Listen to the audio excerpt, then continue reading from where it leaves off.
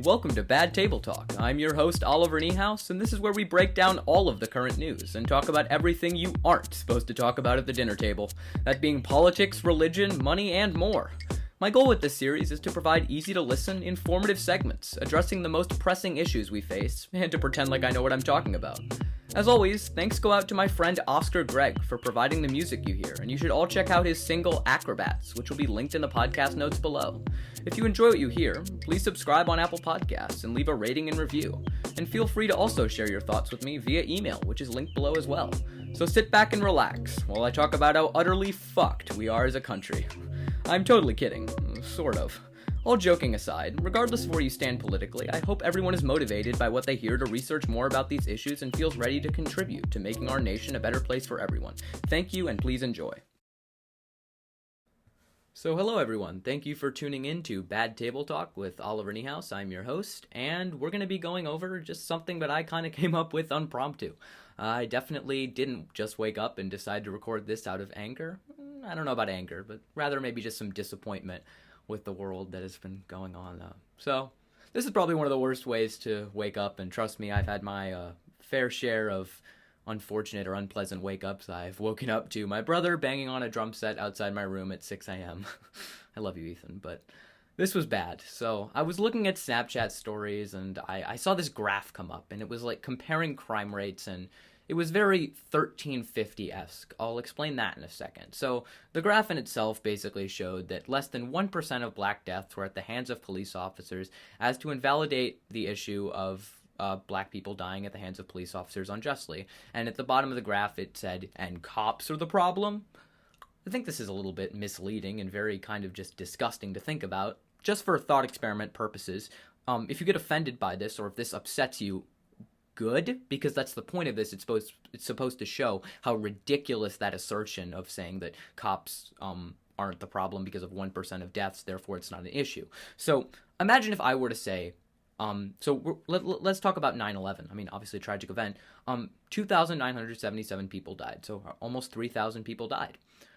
Since then, over 11.5 million people have died of cancer. What if I compared cancer deaths to 9/11? Well, 9/11 makes up only 0.02% of deaths. And terrorist attacks are the problem?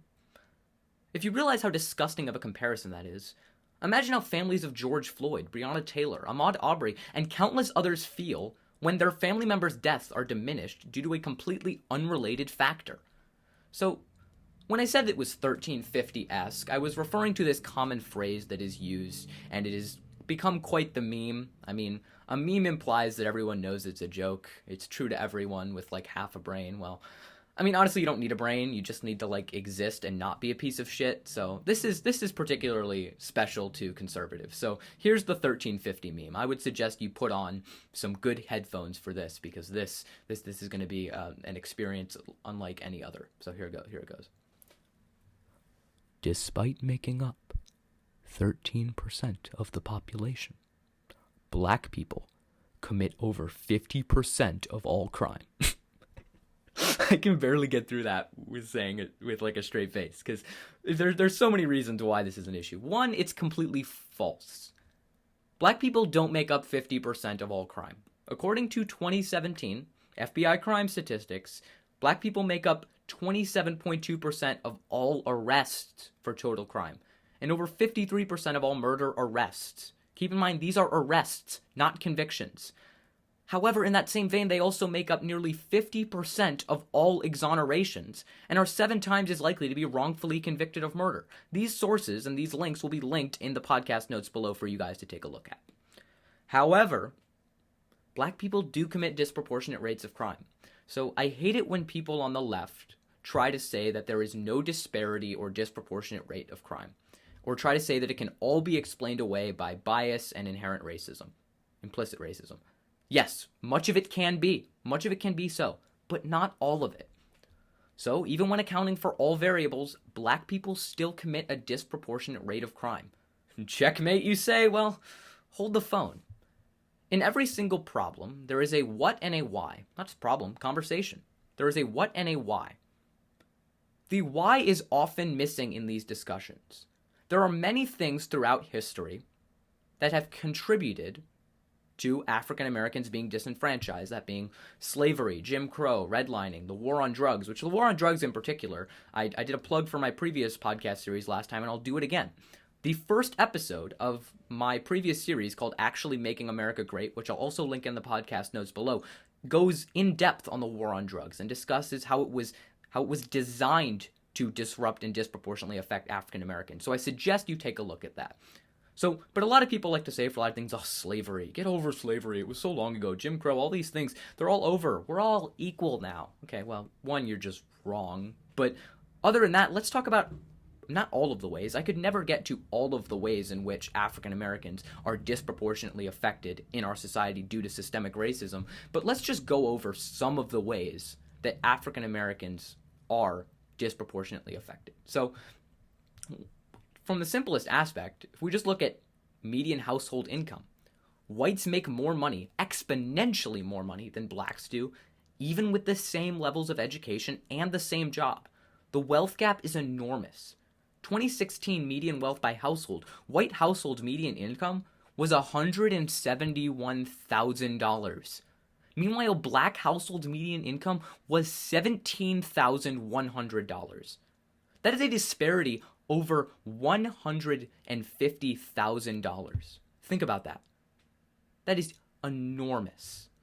Let's go even more in depth on that. If we look at 1968, the divide was just as prominent now as it was then. So much for Trump's economy. This is all pre-coronavirus, by the way, so things have been exacerbated even more, which we'll take a look at in a little bit. But things have been completely blown up because of that, and so much for Trump's economy benefiting African Americans when blacks are more likely to be unemployed and underemployed.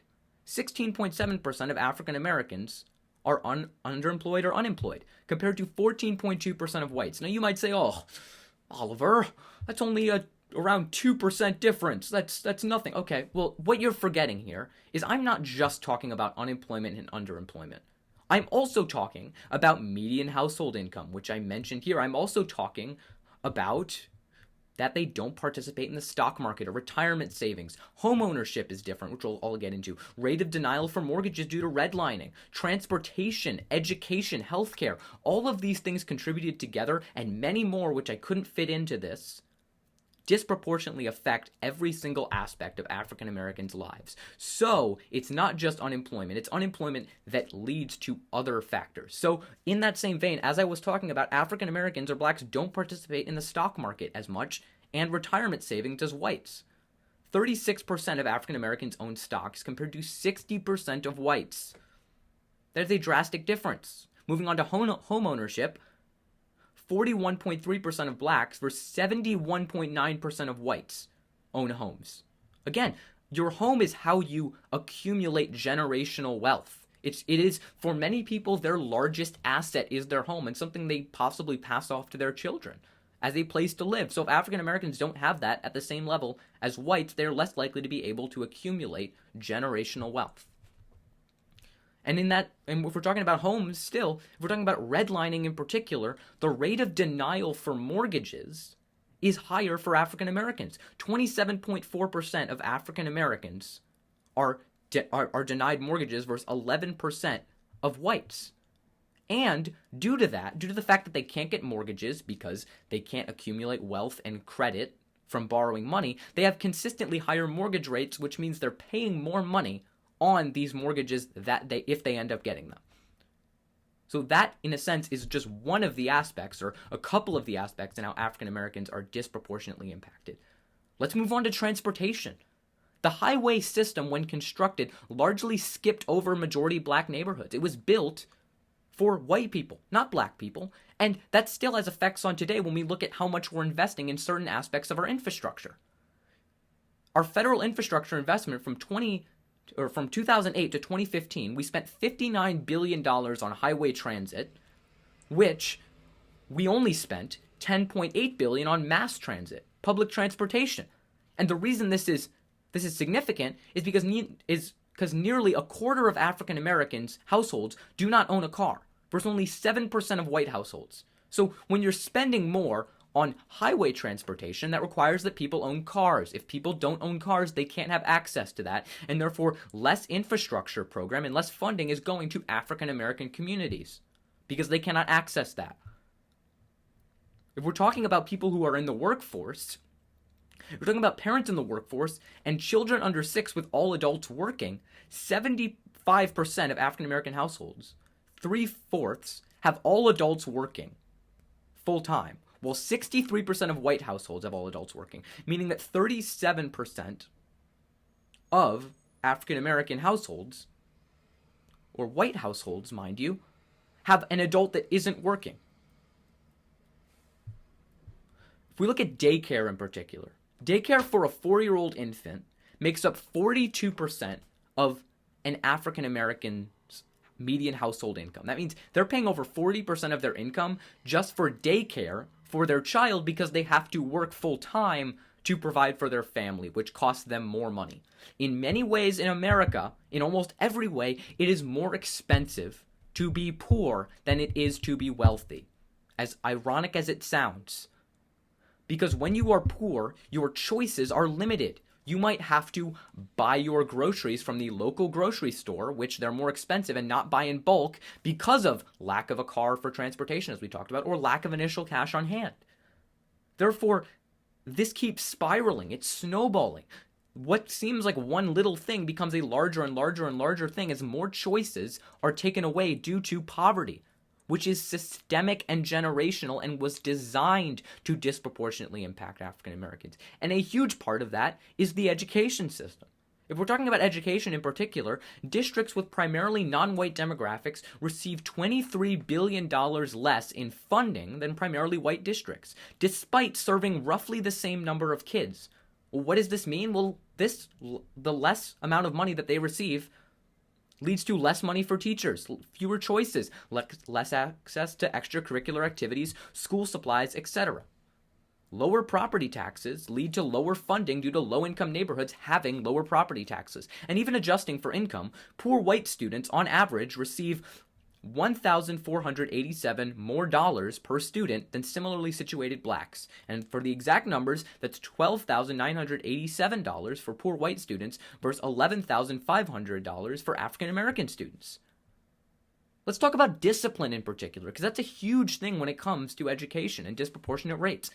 83% of black male students have at least one disciplinary infraction, compared to 59% of white male students who have at least one disciplinary infraction. And when we're talking about suspension, 12.8% of black students have been suspended versus 6.1% of whites. Now you might ask, why is that significant? Well, if we look at the correlation between suspensions and ending up in the juvenile justice system, 23% of students with at least one suspension end up in the juvenile justice system, versus 2% of students without any suspensions end up in the juvenile justice system. So there is a huge disparity in correlation between having a suspension and ending up in the justice system. We're talking about the school to prison pipeline here, which is a huge thing that exists.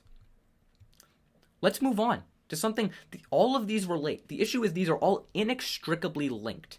But when we're talking in particular about less income, that leads to more food insecurity. 26.1% of African Americans, over a quarter of African Americans are food insecure, do not have enough food, versus 10.6% of whites. Okay, let's move off the issue of race for 1 second. 10.6% of whites are food insecure in our country. Isn't that insane? That we have a system in which 1 out of 10 white Americans in particular, or anyone, or 1 in 4 African Americans cannot eat. If that does not show you the failures of the system of capitalism that we live under right now, then I don't know what does.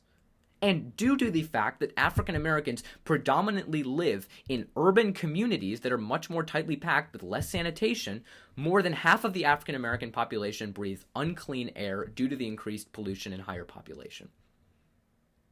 In that same vein, let's look at the coronavirus pandemic. Which group of people is getting sick the most? It's African Americans, because they have to keep going to work at their job, which exposes them more because, as we talked about before, more African American families have every single adult in that house working. Who's dying the most? African Americans die at a rate that is higher than whites because they have less access to health care. And they are the largest percentage of essential workers working in the midst of this risk of our healthcare system. They are less likely to have insurance, less likely to have access to good care. They have more premature births of their children, shorter life expectancy, and checked more of the chronic conditions due to this pandemic. In every single way, they are being disproportionately impacted, and that is due to the system that is in place. And you might ask, we kind of got off of the topic of, not off the topic, I was talking about, disproportionate rates of crime. So let's talk about that. So if you're that fucked over by a system due to things like the war on drugs, which Nixon's own advisor John Ehrlichman admitted was designed to disrupt black communities, then you're damn right they'll commit more crime. The drug war encouraged gangs, which encouraged crime. It was designed to do that. This isn't exclusive to black people. The same was true with the Irish when they first came into America. They were forced into ghettos, and thus a gang culture emerged as the only way to get ahead. And this was only fueled by Prohibition. And if you want more comparisons between Prohibition and the drug war, which are inextricably linked and similar, I would again suggest that you go to my other series called Actually Making America Great, where it talks about that. So I'm convinced of this claim of denying systemic racism stems from only two places: ignorance or willful bias. I charitably assume ignorance, which is why I make these segments. So, whenever someone brings up black on black crime, I want you to thank them. Thank them for proving that when humans are put in a system that disproportionately affects them, they will act in disproportionate ways. When it comes to a white kid who shoots up a school, we jump through every hoop possible to explain the why behind that student did what they did. And we also don't bring up white-on-white crime to invalidate the severity of school shootings. But we immediately blame black people for the increased criminality when the system itself is set up to fuck them over. Individuals act in accordance with the system, and to suggest otherwise is completely nonsensical. So I think I was able to get my frustration out. I hope that you learned something from that. I hope you learned that a lot of these arguments that are made, such as black on black crime and many things trying to divert from the issue of police brutality and systemic racism, are literally just cries to try to remove responsibility from oneself due to this system. It's easier to say that these events have no relevance to what's going on right now because it removes the responsibility to create meaningful change within our society. So thank you for listening. Again, you've been listening to Bad Table Talk, and I really hope that you guys enjoyed this segment. And please stay tuned for more episodes like this in the future. I'm sure there will be many more like this coming your way soon, as well as please leave a rating in Apple Podcasts and leave your thoughts. Other than that, hope you all have a great day. Thank you.